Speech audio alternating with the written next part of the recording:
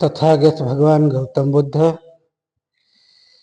त्यांचा धर्म व सावक संघ या तीन रत्नाला अभिवादन करून परमपूज्य बोधिसत्व विश्वरत्न डॉक्टर बाबासाहेब आंबेडकर यांच्या धर्मक्रांतीला पांचांग प्रणाम. उपस्थित उपासक उपासिका, ऑनलाईन बघणारे उपासक आणि उपासिका यांच्या प्रति मंगल मैत्री करून आज आपण मिलिंद प्रश्नाचं पठण आणि श्रवण साकेत बुद्धविहार इथे जवळजवळ 2 वर्षापासून करतोय. पण मध्ये 3 रविवार ना, मला वाटतं 3 रविवारचा खंड पडला.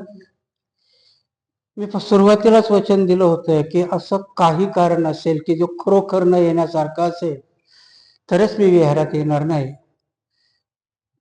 अन्यथा मी रविवार चुकवणार नाही असं सांगितलं होतं. आणि त्याच दृष्टीने की मी ज्याच्याकरता भिक्षू झालो ते बाबा खूप आजारी होते.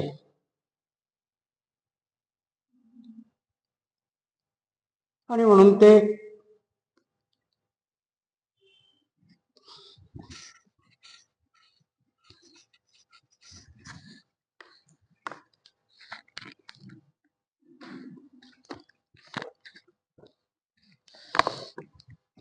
ते 3 रविवार मी नाही येऊ शकलो. जवळजवळ बऱ्याचशा लोकांना ते माहिती झालं होतं. आणि धम्मामध्ये एवढी ताकद असते की 22 दिवस बाबांनी जेवण घेतलं नव्हतं. अक्षरशः आम्ही त्यांना फळाचा ज्यूस, न्यूट्रिशन हे देऊन आणि डॉक्टरच्या सल्ल्यानुसार सलाईन बिलाईनवरती ते ठेवते. आशा सोडलेली होती. आणि जसं भगवान बुद्धांनी सांगितलं की जे जे निर्माण होतं ते संपणार असतं, परंतु आपण अजूनही ना अनागामी आहोत ना श्रोतागामी आहोत. आणि म्हणून भगवान बुद्धांनी लाख सांगितलं तरी आपल्यातली अजून माया आणि जी काय आपल्यातली आसक्ती असते ती जात नाही. विशाखेला भगवान बुद्धांनी जेव्हा विशाखेची नात वारली, ती दुःखी झाली, तेव्हा भगवान बुद्धाकडे गेली होती. अनागामी होती आणि तरी ती रडत होती. आणि मग भगवान बुद्ध तिला प्रवचन देताना सांगितलं होतं की विशाखे, आपण ढोंगी आहोत. तुझी नात मेली, तू दुःखी झाली. ह्या नगरीमध्ये त्यावेळेस ती 9 कोटी लोकांची नगरी आहे. आणि विशाखेला सांगितलं होतं की विशाखे, प्रत्येक दिवशी ह्या नगरीमध्ये कमीत कमी 1000 लोक मरतात. आपण ढोंगी कसे आहोत तर त्याच्यामध्ये कोणाचा बाप मेलेला असतो, कोणाचा भाऊ मेलेला असतो, कोणाचा नातू मेलेला असतो. आणि प्रत्येक जण त्या नात्याकरता रडत नाही, तर कोणाकरता रडत असते? माझं मेलो म्हणून रडत असत. कारण ह्या आज आपण औरंगाबाद मध्ये घेतलं तरी मी गुगलवरती बघितलं की सरासरी औरंगाबाद मध्ये रोज 800 लोक मरतात. मग त्यात म्हातारे असतात, जवान असतात, मुलंही असतात. आणि प्रत्येक जण प्रत्येकाच्या नात्याकरता रडतो. आपण प्रत्येकाकरता रडतो का? नाही. आणि म्हणून आपण स्वार्थी आहोत, ढोंगी आहोत. आणि म्हणून विशाखे भगवान बुद्ध म्हटले होते की ह्या नगरामध्ये तुझ्या नातीच्या वयाच्या कमीत कमी 500 मुली मेल्यात, पण तुला दुःख कोणाचं आहे? तुझ्या नातीचं आहे. जे की दुःख आपल्याला कोणाचं व्हायला पाहिजे? मानव प्राण्याचं व्हायला पाहिजे. आणि म्हणून सांगितलं की बाबा 22 दिवस जेवले नाही. आणि मग मला प्रत्येक ठिकाणून फोन यायचे, आम्ही मंगल मैत्री करतोय बाबा करता. आणि मनाचा पक्का हिया ठरून ठेवलेला होता की आता बाबा जाणार आहेत. कारण काही खातच नव्हते, फक्त ज्यूस आणि हे घ्यायचं, सलाईनवरती असायचं, चालतही नव्हते, धरून झाला, कोणाला ओळखतही नव्हते. आणि बऱ्याच ठिकाणून फोन यायला लागले, आम्ही मंगल मैत्री करतोय बाबा करता. आणि बऱ्याच ठिकाणून वर्धा, यवतमाळ, अकोला, परभणी, पूर्णा, मुंबई इथून बरेचसे लोक भेटायलाही आले. आणि अचानकपणे मागच्या आठवड्यामध्ये बाबांनी थोडं थोडं जेवायला सुरुवात केली. ते म्हणतात ना की माणसाची आसक्ती ही सुटत नाही. आणि जो पक्का ह्या केला होता की आता बाबा जाणार आहे, आणि मग त्यांनी थोडं थोडं खायला सुरुवात केली आणि बाबा उठून उभे राहायला लागले, स्वतः बाथरूम मध्येही जायला लागले. कारण त्यांना फिरवायकरता आम्ही गाडी आणली होती की आतमध्ये नाही ठेवायचं. आणि मग परवाला, कारण ते कोणाला ओळखतही नव्हते, ते फक्त मला ओळखायचे, मोठ्या भंतीजीलाही ओळखत नव्हते. आणि परवाला मग अचानक ते मला बोलले की तुम्ही तुमच्या कामाला का जात नाहीत. म्हटलं मी रिटायर होऊन खूप वर्ष झाली. नाही म्हणे ते तुमचं काम नव्हतं, आता प्रवचन देणं हे तुमचं काम आहे, का जात नाही. आणि मग त्यावेळेस खरी मला ती धम्माची ताकद कळाली की खरंच मैत्रीमध्ये ताकद असते. रात्री म्हस्के साहेबाचा फोन यायच्या अगोदर जस्ट मी त्यांना विचारलं होतं की उद्याचा रविवार आहे, मला वाटलं त्यांना स्मृती नसेल, तर ते म्हणे हा तुम्ही जातात ना मग उद्या जा. आणि तेवढ्यात म्हस्के साहेबाचा फोन आला आणि त्यांना सांगितलं की मी उद्या येतोय. सांगण्याचा उद्देश असा असतो की ज्या तर्कवादाने मीही काही गोष्टीवर भरोसा ठेवत नव्हतो, ह्या उद्याच्या 14 तारखेला बाबाला 95 वर्ष संपणार आहेत आणि 96 लागणार आहे. व्यावहारिक दृष्ट्या कुणीही म्हटलं, डॉक्टरकडे गेलं, आमच्या अप्रोक्ष लोक सल्ले विचारायचं, डॉक्टर असून म्हणणार किती दिवस जगणार आहेत अजून. बोलण्याचा उद्देश काय असतो, भरपूर झालं ना, एवढं आयुष्य भरपूर असतं, व्यावहारिक असतं. परंतु आसक्ती माणसाला सुटत नसते. आणि आत्ता निघताना मी त्यांना म्हटलं बाबा जाऊ का, तो म्हणे जा, माझी काही काळजी करू नका. तरीही माझी पूर्वाश्रमीची बहीणही इथेच आहे, तिला फोन केला की तू बैस इथे, मी जाऊन येतो. आणि त्या दृष्टीने आज आलो. बऱ्याचशा लोकांचे फोन येत होते, मंगलमैत्री करत होते, धीरही देत होते. त्याच्यामध्ये बऱ्याच जणांचा असा परत एक आग्रह होता की भंतीजी आम्हाला दान करायचे. मी फोनवरतीच बोलत होतो, आवश्यकता नाही. मोठे भंतीजी सक्षम आहेत, माझं पूर्वाश्रमीचं आयुष्यही सक्षम आहे. एक उपासक आहे, आता मी नाव नाही सांगणार, पण त्यांनी मला जवळजवळ दम देण्याच्या पद्धतीत आणि धप्पात सांगितलं की भंतीजी ही कुणाची प्रायव्हेट प्रॉपर्टी नसते, तुमच्या परवाश्रमीची प्रॉपर्टी नाही आहे, तर तुम्ही पण आता आमची सार्वजनिक प्रॉपर्टी आहात.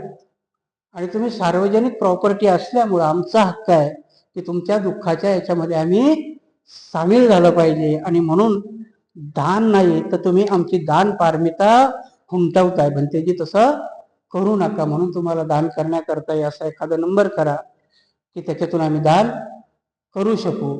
आणि मग माझं एक पूर्वाश्रमीचं अकाउंट होतं, कारण मी माझे जे अकाउंट होते ते सर्व माझ्या मिसेसला हे करून टाकलेले आहेत. पण एक माझं अकाउंट होतं, मग ते अकाउंट मी ट्रान्सफर केलं. त्याचा QR कोड मला वाटतं मी म्हस्के साहेबाला पाठवला होता. त्याचा उद्देश असा होता की मी प्रत्येकाला सांगण्यापेक्षा अजूनही माझ्यातला पूर्वाश्रमीचा ग्रहस्थ गेलेला नाही, अंगावर फक्त शिवर आहे, म्हणून ती संकोची वृत्ती आजही आहे. आणि म्हणून मी तुमच्याकडे पाठवला होता की तो चॅनलवरती टाका. आणि मग ज्यांना कोणाला खरंच त्यांची दान पारमिता करायची, आग्रह नाही, मी कधी दान मागत नाही, परंतु त्या उपासकांनी मला सांगितल्यामुळे तो QR कोड आपण याच्यावरती टाका, ज्यांना करायचं ते करू शकतात. त्या दानाचा उपयोग बाबा करता किंवा परत मी धम्माच्या दानाकरताच करी, असं मात्र मी या प्रवचनातून नक्की सांगतो, कारण त्याचा कुठेही दुरुपयोग केला जाणार नाही. आणि म्हणून त्या उपासकांनी केलेल्या आग्रहाखातर मी ते अकाउंट केलेलं आहे. ज्यांना कोणालाही दान करायचं असेल ते त्याच्यावरती करू शकतात. चला आता आज आपण आपल्या प्रश्नाकडे वळू. 3 आठवडे खंड पडलेला आहे. बरेच जण, काही काही लोकांना माहिती नव्हतं, तर त्यांचाही ते कधी कधी रागाच्या सुरात, काय म्हणते जी आता तुम्ही काय बंद केलं का, प्रवचन येत नाही, असं करू नका, हेच तर होतं मग आपल्यामध्ये, तुम्ही कुठेतरी धम्माची गोडी लावता, मध्येच खंड पाडता. कारण माहिती नसल्यामुळं हा थोडासा रागाचाही सूर असायचा. आणि मग त्यांना फोनवरती सांगितलं की मग मात्र ते मीच व्हायचं. आणि म्हणून मी जसं सुरुवातीलाच सांगितलं की तसं कारण असल्याशिवाय मी हा मिलिंद प्रश्न वाचण्याचा सोडणार नाही. परंतु ते कारण तसंच होतं, कारण मी येऊ शकत नव्हतो. आणि म्हणून आता याच्या पुढे बाबा जशी साथ देतील तसं आपण ह्या ग्रंथाचं वाचन करत जाऊ. मनस्थिती अजूनही विचलित आहे आणि म्हणून प्रवचनामध्ये ते सातत्य असेल की नसेल माहिती नाही, पण आपण तसं करण्याचा प्रयत्न करू. सगळेजण समजून घ्याल अशी अपेक्षा व्यक्त करून आज आपण हा मिलिंद प्रश्न वाचण्याकडे वळूया. जसं मागच्या वेळेस मी ओघामध्ये एक दीड तासही आपण प्रवचन करत होतो, तसं आता मी भान ठेवेल, कारण माझं अर्धचित्त तिथे असतं आणि म्हणून आपण थोडं लवकरात लवकर उरकत घेऊन आणि म्हणून जसं जसं समजावता येईल तसा समजावण्याचा प्रयत्न करूया. मागच्या वेळेस आपण भगवान बुद्धाची मला वाटतं सर्वज्ञता पाहिली होती. महामोगलायन आणि सारीपुत्ताला भगवान बुद्धांनी विहारातून काढून दिलं होतं. तिथल्या लिच्छविनी येऊन ते समजावतात. त्याच्यावर तो ड्युल प्रश्न राजा मिलिंदाने नागसेनाला विचारला होता. आजचा प्रश्न आपण कशा संबंधी आहे तो बघूया. भंते नागसेन भगवंत म्हणतात, भिक्षूनो अतिस्नेहाने भय उत्पन्न होते, गृहस्थीमुळे आसक्ती निर्माण होते, तेव्हा अतिस्नेहही करू नका व गृहस्थी जीवनाचाही अवलंब करू नका. मुनी लोकांची हीच इच्छा असते. तरी पण दुसऱ्या एका ठिकाणी असेही म्हटले आहे की सुंदर विहाराचे निर्माण करून त्यात विद्वज्जनांना आश्रय द्यावा. भंते जर अतिस्नेहाने भय निर्माण होते इत्यादी भगवंताचे वचन खरे असेल तर सुंदर सुंदर विहाराचे निर्माण करून त्यात विद्वज्जनांना आश्रय द्यावा ही त्यांचीच वाणी खोटी ठरते. आणि सुंदर सुंदर विहाराचे निर्माण करून त्यात विद्वज्जनांना आश्रय द्यावा ही त्यांची वाणी खरी मानावी. तर अतिस्नेहाने भय निर्माण होते इत्यादी त्यांचेच वचन खोटे ठरते. हे सुद्धा एक कोडे आहे, आपल्या पुढे ठेवीत आहे. त्यात खरे काय आहे ते स्पष्ट करून सांगावे. योगी कथामधल्या ह्या द्वार्थी प्रश्नाचे उत्तर त्याही वेळेस आणि आजही त्यात असेच लागू पडतात. प्रश्न विहारासंबंधी आहे. राजा मिलिंदाने त्यावेळेसही प्रश्न उपस्थित केला होता, कारण तोपर्यंत विहार निर्मिती झाली होती. कनिष्काच्या काळापासूनच मूर्ती निर्माण झाल्या होत्या आणि विहारही बांधायला सुरुवात झाली होती. त्याच्या अगोदर स्तूप असायचे. आणि म्हणून राजा मिलिंदाने हा प्रश्न विचारला होता की भगवंत एका ठिकाणी म्हणतात की जी अतिप्रिय गोष्ट असते, अतिसुंदर असते, जी आपल्याला आवडते ती सर्वात जास्त दुःख देते.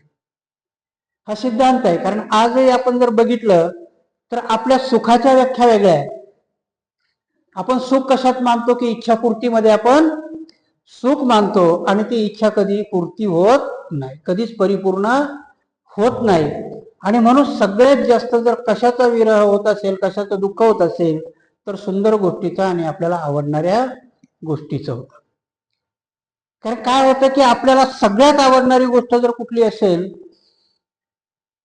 तर काहीच्या दृष्टीने महाल असेल, काहीच्या दृष्टीने पत्नी असेल, काहीच्या दृष्टीने मुलं असतील. सुंदर पत्नी एखाद्या वेळेस एखाद्या माणसाच्या सुखाची व्याख्या असेल, पण तीच पत्नी जर मेली तर मात्र सगळ्यात मोठं दुःख देऊन जाते. आणि म्हणून भगवान बुद्ध म्हणतात की अतिसुंदर किंवा अति आवडणारी गोष्ट माणसाला दुःख देते. हा जसा प्रश्न आहे तसंच भगवंत दुसऱ्या ठिकाणी सांगतात की सुंदर विहाराची निर्मिती केली पाहिजे आणि त्या सुंदर विहाराची निर्मिती करून ती भिक्षू किंवा विद्वजनाला दान केली पाहिजे. राजा मिलिंदाने तोच प्रश्न विचारला की मग भगवंताचे दोन्ही वचन कसे खरे ठरतील की जर सुंदर वस्तू माणसाला दुःख देते तिथं दुसऱ्या ठिकाणी भगवंत सांगतात की सुंदर सुंदर विहार बांधून ते दान केले पाहिजे. मग त्याच्यातली कुठली ना कुठली तरी गोष्ट खोटी असली पाहिजे, त्याच्याशिवाय कसंही होईल असा राजा मिलिंदाचा तो प्रश्न आहे. भंते नागसेनही त्याला कसं उत्तर देतात ते आपण बघूया. महाराज भगवंत असे जे म्हटले की अतिस्नेहाने भय उत्पन्न होते इत्यादी वचनात आणि सुंदर सुंदर विहाराचे निर्माण करावे इत्यादी तथागताच्या वचनात पूर्णतः सत्यता आहे. त्यात काही एक दुसरे जोडण्याची आवश्यकता नाही, याबद्दल शंका घेण्याचे कारणच नाही. पण हे भिक्षूसाठी अत्यंत उपयुक्त, भिक्षुचर्येस योग्य उचित असेच आहे. महाराज जंगलात राहणारा मृग कोणत्याही प्रकारे घराचा आश्रय न घेता स्वच्छंदपणे विहार करण्यासाठी, भयमुक्त व आसक्ती रहित जीवन यापन करण्यासाठी भिक्षुकरिता हे एकदम उत्तम आहे. की जसं पहिलं सांगितलं की अतिस्नेह किंवा अतिसुंदर वस्तू माणसाला दुःख देते. मी सुरुवातीला जसं सांगितलं की आताही मला दुःख का झालं तर बाबाचा मला अति स्नेह आहे. नाही तर बाबाच्या वयाचे रोज कितीतरी मरतात, औरंगाबाद मध्येच कितीतरी मरतात, मला त्यांचं दुःख झालं का? कारण अतिस्नेह माणसाला दुःख देऊन जातो. कारण अतिस्नेह, अति माणसाची आसक्ती ही माणसाला दुःख देते. आणि म्हणून भंते नागसेन सांगतात की भगवंतानी हे वापरलेलं वचन हे भिक्षू करता होतं. तुम्हाला जर आठवत असेल तर इथेच आपण मागच्याच प्रश्नामध्ये जवळजवळ म्हणजे पहिल्या दुसऱ्या प्रश्नामध्ये आपण बघितलं असेल की देवदत्ताने भगवंतापुढे 8 गोष्टी ठेवल्या होत्या. आणि त्यातली एक गोष्ट अशी होती की भिक्षूने जंगलातच राहावं. देवदत्ताची ती एक डिमांड होती की भिक्षूने गावात येऊ नाही, कुठे राहावं? जंगलातच राहावं. आणि तिथे भगवंताने त्याला सांगितलं होतं की अशी सक्ती मी करणार नाही. ज्याला जंगलात राहायचं त्यांनी जंगलात राहावं, ज्यांनी सोसायटीत राहायचं त्यांनी सोसायटीत राहावं. इथं तोच प्रश्न होता की अतिस्नेह माणसाने कशातही ठेवू नये. कारण भगवान बुद्धांनी, आजही तुम्ही जर थायलंडमध्ये गेला तर तिथे जंगलाचं ट्रेडिशन आहे. श्रीलंकेमध्ये जरी गेला तर 2 ट्रेडिशन आहे. भिक्षू काही जंगलात राहतात, काही हे राहतात. कारण भगवंतानी दोघांनाही दिलेली ती मुभा होती. आणि देवदत्तांनी विचारले, कारण देवदत्तांनी एक केसाकरता डिमांड टाकली होती, त्याचा हेतू शुद्ध नव्हता. ही डिमांड त्यांनी संघामध्ये फूट पाडण्याकरता टाकली होती. पण भगवंतांनी सांगितलं होतं की मी दोन्ही गोष्टीला परमिशन देतो. की ज्याला फॉरेस्ट ट्रेडिशन यूज करायचं, फॉरेस्ट ट्रेडिशन म्हणजे काय होतं की स्वतः करता भिक्षूंनी आपल्या निर्वाणा परत जाण्याकरता निर्माण केलेला मार्ग आहे. तर सोसायटीमध्ये आलेल्या यांनी निर्वाणा परत लोकांना शहाणं करण्याचा मार्ग आहे. हे दोन्ही मार्ग भगवान बुद्धांनी भिक्षू करता उघडे ठेवले होते. आणि त्याच्याच उद्देशाने तोच संदेश भिक्षूला दिला होता की अतिस्नेह करणं हे दुःखाचं कारण आहे. कारण तुम्ही जर अतिस्नेह केला, आजही मी मागे बरेचसं म्हटलं की भिक्षू लोकांनी घराचा त्याग केला पण विहाराचा स्वीकार केला. जवळजवळ आसक्ती कायमच ठेवली. घर सोडलं तर घरातून काय सोडलं? फक्त बायका आणि पोरं आणि त्यांना सांभाळण्याची जबाबदारी. बाकी विहारात येऊन सगळं स्वीकार. तेवढ्या 2च गोष्टी सोडल्या ना. आणि म्हणून भगवान बुद्धाने ते भिक्षू करता सांगितलं होतं की आसक्ती आणि अतिस्नेह हा माणसाला दुःख देऊन जातो. म्हणून आजही बऱ्याचशा भिक्षूला राग येतो किंवा काही होतो. पण आजही विहाराच्या आसक्ती आहेत. कोणाचं विहार आहे? अमुक अमुक भंतेजीचं विहार आहे, अमुक अमुक यांचं ते हे आहे. आसक्ती आहे ना ती, त्याच्यामध्ये गुंतलेला तो स्नेह आहे. आणि म्हणून त्यावेळेस भगवंताने सांगितलं की चांगले चांगले विहार बांधा आणि भिक्षूला दान करा. तो पहिला उपदेश हा दुसऱ्या उपदेशाला अटॅच आहे. चांगले चांगले विहार बांधा कोणाला सांगितलं? उपासकाला सांगितलं. आणि दान कोणाला करा सांगितलं? भिक्षूला करा सांगितलं. आणि मग तो पहिला उपदेश भिक्षू करताय की अतिस्नेह आणि सुंदर गोष्टीमध्ये अटकलेली आसक्ती माणसाला दुःख देऊन जाते. हे भिक्षूंनी नेहमी लक्षात ठेवलं पाहिजे. आसक्ती आणि मोह उपासकाला लवकर सोडता येईल का? आणि म्हणून उपासकाकरता काय दिलंय भगवान बुद्धांनी? सम्यक सांगितलं. भिक्षूला सम्यक नाही सांगितलं, भिक्षूला नियम सांगितले. 128 नियमाचं तंतोतंत पालन भिक्षूनी केलंच पाहिजे. सम्यक नाहीये. सम्यक कोणा करताय? उपासका करताय. कारण उपासकाला सगळ्याच गोष्टी सोडता येतील का? लग्न केलं दे बायको सोडून, हा उपदेश होईल का? नाही होणार. पण त्यांना सम्यक सांगितलं की संसारामध्ये राहत असताना कुठल्या टोकाच्या किंवा खालच्या लेवलच्या भूमिका स्वीकारू नका. कारण त्या आसक्ती आहेत आणि त्याच्यामुळे तुम्हाला दुःख होईल. म्हणून तुम्हाला सम्यक मार्ग सांगितला. म्हणून आर्य अष्टांगिक मार्ग कसा आहे?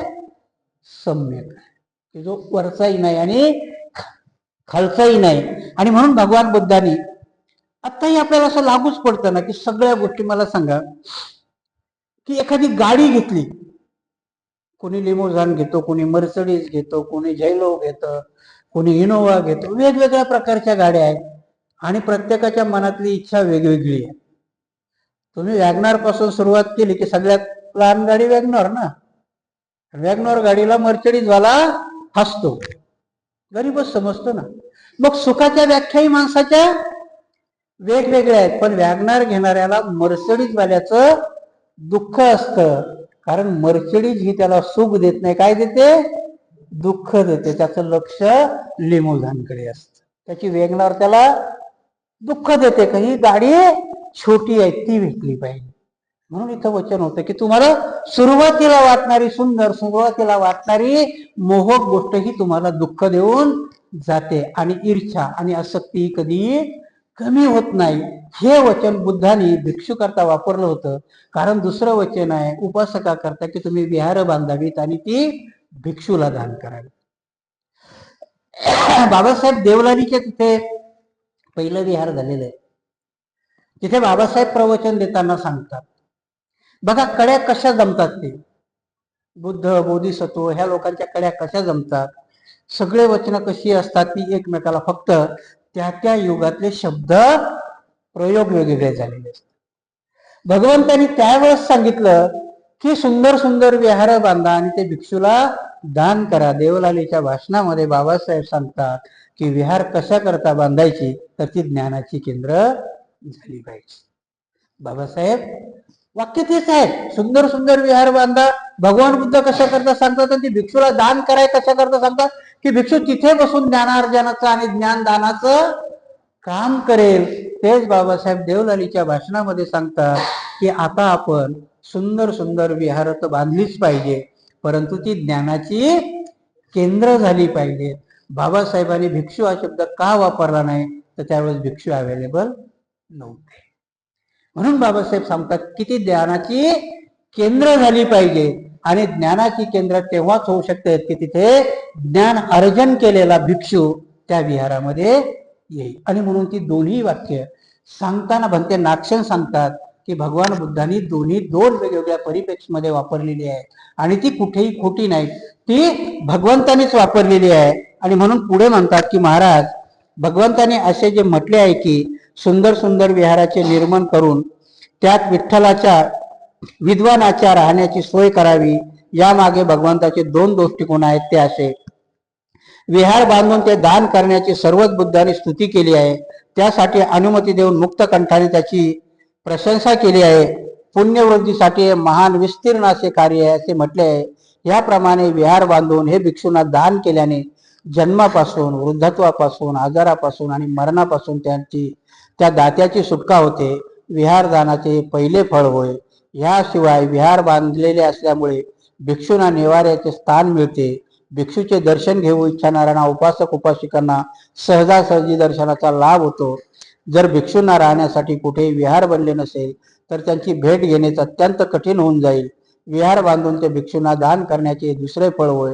हेच दोन दृष्टिकोन पुढे ठेवून भगवंतांनी सांगितले की सुंदर सुंदर विहार बांधून त्यात विद्वानांना राहण्याची सोय करावी. पण याचा अर्थ असा समजू नये की विहारास भिक्षू लोक आपले घर समजतील. त्यावेळेस हा लक्षात आमच्या येत नाही, घर समजू नये पण आम्ही घर समजतो. पहिला उद्देश आहे की आता पण आपण तर्कवाद, आणि त्यावेळेस भंते नागसेन सांगतात की विहार बांधून दान करण्यामध्ये आता पटणार नाही सगळ्यांना, परंतु भंते नागसेन सांगतात की जे बी उपासक विहार बांधून दान करतात त्याला त्याच्या आजारापासून, जन्मापासून, वृद्धत्वापासून सुटका मिळते. आता डोक्याला आपल्या त्या झिंजिने येतील, कसं असं कसं होईल? भंते नागसेन तर मरणापासूनही सुटका सांगतात. आपण मरणाची व्याख्याच खूप वेगळी केलेली. मरण या शब्दाचे अर्थ भगवान बुद्ध सांगतात की माराबरोबर जो युद्ध करतो आणि शेवटी माराला शरण जातो त्याला मरण म्हणतात. आपलं काय होतं? मरण होतं. बोधिसत्व आणि अनंत बक्षूचं निर्वाण होतं. मरण होतं का? त्यांचं महापरिनिर्वाण होतं, कारण त्यांच्या आयुष्यात मार येत नाही. आपल्या आयुष्यात मार असतो, माराशी संग्राम असतो आपला. कारण आपल्याला बघा, मरायच्या वेळेला एक बुद्धाने सांगितलेलं आहे की तुम्ही किती पुण्य करा, किती पाप करा, पण मरणाच्या वेळेस तुमचं चित्त कुठल्या याच्यावरती आहे. जर चित्त तुमच्यावालं आसक्तीमध्ये, मोहामध्ये अडकलेलं असेल तर तुम्हाला तोच जन्म भेटेल. आणि म्हणून भगवान बुद्ध म्हणतात की मी असे एवढे पुण्यवान लोक पाहिले की त्यांनी पुण्य तर खूप केलं, परंतु मात्र ते दुर्गतीच्या योनीला गेलेले. काही लोक पटत नाही, खूप पुण्य केलं आणि मग कुत्रा झाला.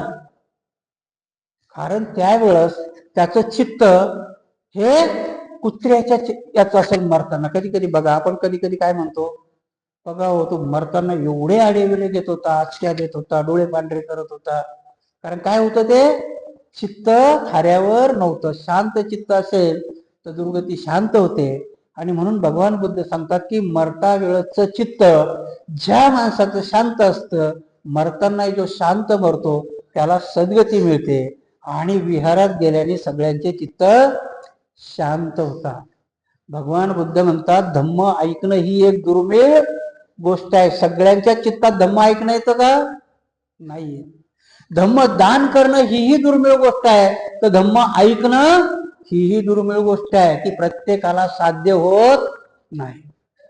मी नेहमी उदाहरण देत असतो. बघा, व्यवहारिक दृष्ट्या, आध्यात्मिक दृष्ट्या, आणि म्हणून भगवान बुद्ध शरीराला नाम आणि रूपाची जोड देत असताना सदृढ शरीरामध्ये सदृढ चेतना निर्माण असते, ती त्याच्यामध्ये वास करते. तेच व्यवहारिक जीवनामध्येही आहे. जर समाज सदृढ असेल तर त्याचे रिझल्ट सदृढ निघतात. म्हणून भावसिंगपुऱ्याचा समाज सदृढ असल्यामुळे चारीच्या चारी उमेदवार निवडून येतात, आहे की नाही? हे लक्षण आहे त्याचं, समजण्याची गोष्ट आहे व्यवहाराची. प्रत्येक ठिकाणी आता तसं जर विचार केला तर भावसिंगपुऱ्यापेक्षाही संजयनगर आणि मुकुंदनगर आपली वस्ती आहे की नाही? मग काय म्हणायचं याचं, येऊ द्या त्या लोकांना राग. समाज सदृढ आहे का? सदृढ समाजामध्ये सदृढ फळ अवश्य मिळतं, हे भावसिंगपुऱ्यातल्या लोकांनी अनुभव. औरंगाबादच्या लोकांनी शहाणं व्हावं. कारण म्हणतात ना, पुढच्याला जर काही मिळालेलं असेल तर मागच्यानी शहाणं व्हावं. आणि म्हणून औरंगाबादचा मी अभ्यास केला 3 वर्षात. औरंगाबादमध्ये सगळ्यात जास्त लोकसंख्या कोणाची असेल तर मुसलमानाची, आहे की नाही? त्याच्यानंतर 2 नंबरची लोकसंख्या कोणाची असेल तर पूर्वाश्रमीच्या महाराची आणि आत्ताच्या बौद्ध. 2 नंबरची लोकसंख्या. तुमचा समाज सदृढ का नाहीये याची व्याख्या मी सांगतो. व्यवहारिक, आध्यात्मिक नंतर जाऊ आपण. व्यवहारिक, मुसलमानाची 1 नंबरची लोकसंख्या आहे, 33 नगरसेवक त्यांनी निवडून दिले, समाज त्यांचा सदृढ आहे. तुमची 2 नंबरची लोकसंख्या आहे आणि तुम्ही 10व्या नंबरला आहेत की नाही? समाज सदृढ आहे का? आम्ही शिकल्या सवरलेल्या लोकांनी, अनाडी लोकांनी, सगळ्यांनी जोपर्यंत शरीर तुमचं सदृढ नसतं तोपर्यंत तुमचं चित्तही सदृढ होऊ शकत नाही. आणि म्हणून समाज सदृढ असेल तर त्या समाजाची चेतना म्हणजे कोण असतात? बाबासाहेबांनी एका ठिकाणी व्याख्या केलेली. बाबासाहेब म्हटले मी समाजसेवक नाही, मी पुढारी आहे. काय म्हणतात बाबासाहेब? मी समाजसेवक नाही, मी पुढारी आहे. आणि पुढाऱ्याचं काम समाजाला दिशा देणं असतं, समाजसेवकाचं काम मलमपट्टी करणं असतं. मी समाजसेवक नाहीये, मी पुढारी आहे. आणि पुढारी कुठल्या याच्यामध्ये निर्माण होत? कारण पुढारी ही समाजाची चेतना असते. जे कोणी समाज घरामधला करता माणूस, त्या घराची काय असतो तो चेतना असते. भगवान बुद्ध जो वैज्ञानिक धर्म शिकवतात, भगवान बुद्धाचं विज्ञान हे व्यवहार आहे. आणि म्हणून इथे की भगवान बुद्ध ज्या ज्या बी तुम्हाला वाणीमधून उपदेश करतात त्या वाणी तशाच असतात. आणि म्हणून अजून आपला समाज सदृढ झाला नाही. समाज तो सदृढ असतो की छोटा जरी असला तरी रिझल्ट मोठे येतात. म्हणून 3.5% समाज प्रत्येक गोष्टीमध्ये अग्रेसर आहे, कारण तो समाज सदृढ आहे. आमचा समाज अजून सदृढ नाहीये. तो सदृढ झाला पाहिजे. त्याला तुमच्या सगळ्याला पाया कशाचा असतो. त्यावेळेस मी विचार करत होतो की बाबासाहेबाच्या वेळेचा समाज आघाडी होता की नव्हता. त्यावेळेचा लिटरेसी रेट 0.3 होता. आता बौद्धाचा लिटरेसी रेट 69% आहे. तुमच्या शिक्षणाचा रेट ब्राह्मणाच्या नंतर तुमचा आहे. पण त्यावेळेसच्या त्या अनाडी लोकांनी बाबासाहेबांचं का ऐकलं. कुठलीही इमारत पायावरच उभी असते की नाही. आणि म्हणून मग विचार केला की आजची लोक का नाही ऐकत. त्या लोकांच्या अनाडीपणापेक्षा आता आम्ही कितीतरी प्रगल्भ आहोत ना. शिक्षित आहोत, प्रगल्भ आहोत, आम्हाला व्यवहारिक आणि तात्विक ज्ञानही कळतं. तरी मात्र आम्ही ऐकत नाही. का ऐकत नाही. तर मग तिथे मला माझ्या दृष्टीने लागलेला शोध आहे की पायामध्ये आम्ही चुकीचे आहोत. बाबासाहेबाचा पाया हा नैतिकतेचा होता. आणि म्हणून बाबासाहेबाचे शब्द होते की मी बॅरिस्टर आहे, मी डॉक्टर आहे, म्हणून पंडित नेहरू आणि सरदार वल्लभभाई पटेल मला घाबरत नाहीयेत. मला का घाबरतात ते. तर मी शीलवान नाही सदाचारी आहे म्हटली होती. मी माझं चारित्र्य स्वच्छ आहे. भगवान बुद्धही तेच म्हटले की शीलवान माणसाला सगळी लोक घाबरतात, त्याचं अनुकरण करतात. बाबासाहेबांनी फक्त चारित्र्य शब्द घातला कारण त्यावेळेच्या लोकांना शील कळत नव्हतं. आता तुम्हाला कळतं ना. आणि म्हणून ही जी शब्द रचना असते भगवान बुद्धाच्या वाणी आहेत त्यावेळेस आणि आज कशा लागू पडतात त्या घ्यायच्या. आजही आपण विहार बांधले पण त्या विहाराचा सदुपयोग होतोय का. आणि म्हणून मग आम्ही कुठल्या पायावर उभं राहिलं पाहिजे. सद्गुणावरती कुठल्या उभं राहिलं पाहिजे. तर माझ्या छोट्याशा बुद्धीनुसार जोपर्यंत आमचा पाया धार्मिक होत नाही तोपर्यंत ना तुमची आर्थिक, राजकीय आणि सामाजिक इमारत उभी राहू शकणार नाही. कारण आर्थिक पायावर उभी करायला गेला तर ढासळणार. कारण आमच्यात आर्थिक सुबत्ता आली ना. आर्थिक सुबत्ता आली म्हणून आमचा समाज सुदृढ झाला नाही. आता कुठेतरी आम्ही म्हणून आजही म्हणतात ना की बेस बनायला. तुम्ही जर खेड्यामध्ये गेलात तर बाळासाहेबाच्या तिकिटावरती उभा राहणारा वंजारी, तिथले वंजारी लोक काय म्हणतात, हा महार झाला. बघा तुम्ही गावाकडे जाऊ, तिथे उभा राहणाऱ्याला काय म्हणतात, हा महार झाला. आणि जी बी काय मतं पडतात ती महाराची पडतात. कशावर पडतात की महाराला बाबासाहेबांनी बुद्धाच्या ओटीत टाकलं आणि बुद्धाच्या ओटीत टाकल्यानंतर बुद्ध सांगतात की शीलवान असला पाहिजे, तर्कवान असला पाहिजे, निस्ताच वांझोटा तर्क करून नसणारा तो तर्क माझ्या समाजाकरता किती उपयोगी आहे हा जाणणारा समाज म्हणजे बुद्ध. आणि त्या पायावर उभा असल्यामुळं नंतर मग तुमची इमारत उभी राहील. तेच बाबासाहेबांचे शब्द आहेत असेंब्लीमध्ये. आज तुम्ही भारतामध्ये राजकीय लोकशाही स्वीकारली परंतु हा डोलारा कोसळायला वेळ लागणार नाही. कारण जोपर्यंत सामाजिक, धार्मिक आणि आर्थिक एक समानता येणार नाही तोपर्यंत लोकशाहीचा डोलारा टिकणार नाही. म्हणून आज लोकशाहीचा डोलारा आता कोलमडतोय कारण ते बाबासाहेबाचं ऐकलं नाही. त्यासारखं आहे की आज आम्ही विहार बांधली, आम्ही स्पर्धा केली त्यांच्या देवळाशी. आजही जर देवळाची संख्या आणि विहाराची संख्या महाराष्ट्रात काढली मला वाटतं विहार बरोबर येते. कारण आम्ही बुद्ध झालो, विहार बांधायला लागलो. दुर्दैवाने आम्हाला त्या विहाराचा अर्थ कळला नाही. नालंदा युनिव्हर्सिटीला युनिव्हर्सिटी म्हणत नव्हते, त्याला महाविहार म्हणत होते. काय म्हणत होते, नालंदा महाविहार, तक्षशिला महाविहार, उदंतपुरी महाविहार. परंतु त्या ऍक्च्युअली काय होत्या, युनिव्हर्सिटी होत्या. आज आमची विहार मंदिरासारखी झाली. ती होता कामा नये. बाबासाहेबाला ती अपेक्षा होती आणि म्हणून विहाराचे बऱ्याच जणांनी प्रयत्न केले, वेगवेगळे प्रयत्न झालेत की कनेक्टिव्हिटी यावी, ह्या विहाराची त्या विहाराला, त्या विहाराची त्या विहाराला. नाही येणार रे बाबा. कारण कुठलीही निर्जीव वस्तूला संचलित करणारे सजीव असतात. आणि त्या सजीवाला जोपर्यंत तुम्ही धार्मिक पाया देत नाही तोपर्यंत ती निर्जीव वस्तू संचलित होत नाही. आणि म्हणून विहार जर तुम्हाला सक्रिय करायचे असतील तर त्या विहारामध्ये ज्ञानार्जनाचं काम पाया मजबूतीने झाला पाहिजे. आणि तोच ह्या प्रश्नाचा अर्थ आहे की तुम्हाला ते जर विहार तुम्ही बांधून ते जर ज्ञानार्जनाकरता दान केलं तर ते दान करणाऱ्या माणसाला कधी मृत्यू येत नाही.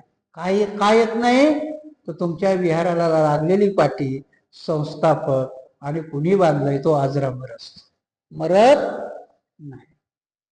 आजही नालंदा युनिव्हर्सिटी असेल ती दाबल्या गेली परंतु ती उजेडात आली.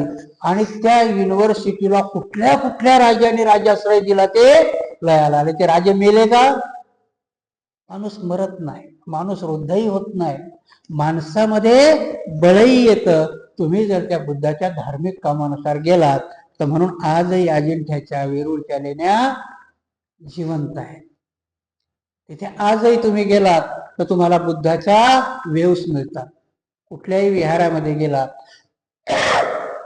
तर तिथे तुम्हाला शांतता मिळते, तिथे चांगल्या वेव्स तुमच्या याच्यात येतात. आणि म्हणून भगवान बुद्धांनी दोन्ही गोष्टी सांगितलेल्या आहेत की सुंदर वस्तू ही तुम्हाला दुःख देते, तर दुसऱ्या ठिकाणी भगवान बुद्ध त्याच विहाराला सुंदर सुंदर विहार बनवून बौद्ध भिक्षूला दान करा असं सांगतात, विद्वानाला दान करा असं सांगतात. या दोन्ही गोष्टी भगवान बुद्धांनी बोललेल्या आहेत आणि त्या दोन्ही सत्य आहेत. हे नागसेन भंतेजींनी राजा मिलिंदाला समजावून देण्यात आलं. आणि शेवटचा इशारा देताना मात्र नागसेन भंतेजी भिक्षू लोकांनाही सांगतात की विहार तुम्हाला दान दिले याचा अर्थ ते तुमची घरं नाही. आणि मग परत कड्यात जोडत जातात या भिक्षूला दान द्या म्हणजे एका भिक्षूला नाही, कारण भिक्षूला सांगितलेलं आहे चरत भिक्षवे चारिक बहुजन येताय बहुजन सुखाय. त्याच्या पुढचा बाबासाहेब भिक्षूला प्रशिक्षित भिक्षू करताना बाबासाहेब हेच सांगतात की प्रशिक्षित भिक्षू कसा असावा. तर बाबासाहेब उदाहरण देताना सांगतात की ख्रिश्चन आता जसा कॅथोलिक आहे बघा, त्यांच्या चर्चमध्ये पाळत 3-3 वर्षात असतो, त्याला फादर्स म्हणतात, कारण त्यांचे चर्च एकमेकाला कनेक्टेड आहे. तसे आपले विहार जर कनेक्टेड असेल तर भिक्षू एक नसावा. 1 वर्ष समजा इथे श्रद्धा रचित राहील तर पुढच्या वर्षी त्याने दुसऱ्या विहारात जावं, इथे दुसऱ्या भिक्षूंनी यावं. आणि त्याच्यामुळे काय होईल की भिक्षूला त्या विहाराची आसक्ती राहणार नाही, तर उपासकाला वेगवेगळ्या ज्ञानवंत भिक्षूचं दर्शन घडेल. त्यावेळेस दुर्लभ असायचं. आजही भिक्षूचं दर्शन दुर्लभ आहे, समजलं तर. कारण भिक्षू भंते याचे वेगवेगळे अर्थ लागले लोकांनी. भंतेजीचा अर्थ काय की जो भयापासून मुक्त होण्याचा प्रयत्न करतो त्याला भंते म्हणतात. कशापासून मुक्त होण्याचा प्रयत्न करतोय? भयापासून. कशाचं भय आहे? सगळं. त्या प्रत्येक भयाच्या ज्याच्यातून जो भंतेची मुक्त होण्याचा प्रयत्न करतो तर त्याच्याबरोबर उपासकाला घेऊन जाताना तो काय तुम्हाला भय शिकवेल का? भयापासून मुक्त होण्याचं कारण सगळ्यात मोठं भय आहे लोकलज्जा. आणि म्हणून कधी कधी आपल्यात म्हणाली की नाही की 4 लोक काय म्हणतील. शोधलेत का तुम्ही कधी ते 4 लोक कोण आहेत? 4 लोक तोच अर्थ होता त्यावेळेचा. भगवान बुद्धाच्या काळामध्ये भिक्षूला सांगितलं जात होतं की 4 लोकांचा भीती बाळगली पाहिजे. त्यातले 4 लोक 4 संघातले 4 लोक होती. 4 संघ भगवान बुद्धांनी निर्माण करायला सांगितली होती ना.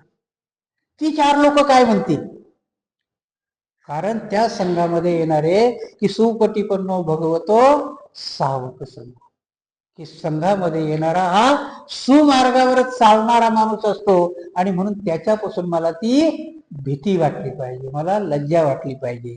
खूप मोठी एक जातक कथा आहे, पुढच्या प्रवचनामध्ये मी ती सांगेल. आज आपण इथेच थांबूया. म्हणून दोन्ही प्रश्न ही भगवान बुद्धांनीच उच्चारलेली आहे आणि दोन्ही खरी आहे.